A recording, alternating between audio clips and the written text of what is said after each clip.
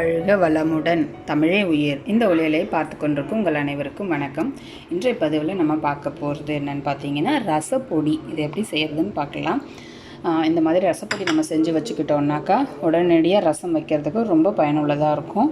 அதுக்காக நான் எடுத்துருக்கிற பொருட்கள் பார்த்திங்கன்னா, துவரம் பருப்பு 1 கப் அளவுக்கு எடுத்துக்கோங்க. ஏதாவது ஒரு கப் மெஷர்மெண்ட்டுக்கு நீங்கள் எடுத்துக்கலாம். 1 கப்பு துவரம் பருப்பு எடுத்துருக்கிறேன். அதே கப்பால் 1 கப்பு தனியா எடுத்துருக்கிறேன். அதே கப்பால் 1 கப்புக்கு மிளகாய், காய்ந்த மிளகாய் எடுத்துருக்கிறேன். 1 கப்பு கருவேப்பிலை எடுத்துக்கோங்க. நம்ம கருவேப்பிலை போட்டு செய்தோன்னா ரொம்ப வாசனையாக இருக்கும். அடுத்ததாக அந்த கப்பில் பாதி அளவுக்கு சீரகம் எடுத்துக்கலாம். அதே பாதி அளவுக்கு மிளகு. அவ்வளவுதான். இது 2 மட்டும் பாதி கப் எடுத்துக்கோங்க. மீதியெல்லாம் 1 கப் எடுத்துக்கோங்க. இப்போ இதை நம்ம வெயில் நல்லா காஞ்சதுன்னா நீங்கள் அதிலே கொஞ்சம் காய வச்சு எடுத்து அரைச்சிக்கலாம்.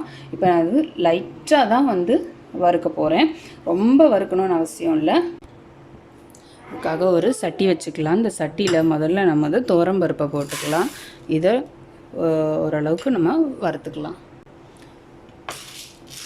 இதை செவக்க வறுக்கணும்னு அவசியம் இல்லை. நம்ம மிக்சியில் போட்டு அரைக்கிறதுக்கு அந்த அளவுக்கு ஒரு வறுவல் தன்மை, அதாவது கிறிஸ்பினஸ் வந்தால் போதும். மொறுன்னு இருந்தால் போதும். ரொம்ப செவக்க வறுக்க வேண்டாம். இப்போ இதை நம்ம 1லேருந்து 1.5 நிமிஷம் வரைக்கும் வறுத்தாச்சு. இப்போ இதை வேறு மாற்றிக்கலாம். அடுத்ததாக நம்ம வச்சுருக்கிற இந்த தனியா போட்டுக்கலாம். இதையும் ஒரு 1 நிமிஷம் வறுத்துக்கோங்க போதும். தனியாவும் 1 நிமிஷம் ஆகிடுச்சு. இதையும் மாற்றிக்கலாம். அடுத்ததாக மிளகு ஒரு நிமிஷம் வறுத்துக்கலாம்.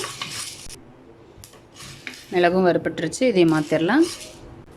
காஞ்ச மிளகாய் போட்டுக்கலாம். இதுவும் லைட்டாக வறுத்துக்கோங்க. மிளகாய் வறுத்துருச்சு. இதையும் மாற்றிடலாம். அடுத்து சீரகம் வறுத்துக்கலாம். சீரகம் ஒரு 15லேருந்து 20 நிமிஷம் இருந்தால் போதும். எடுத்துடலாம்.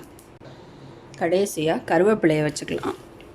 இந்த கருவேப்பிலை பார்த்திங்கன்னா நல்லா கழுவிட்டு நிழலில் உணர்த்திடுங்க. நிழலில் உணர்த்தினாலும் சரி, இல்லை வெயிலில் காய வச்சாலும் சரி.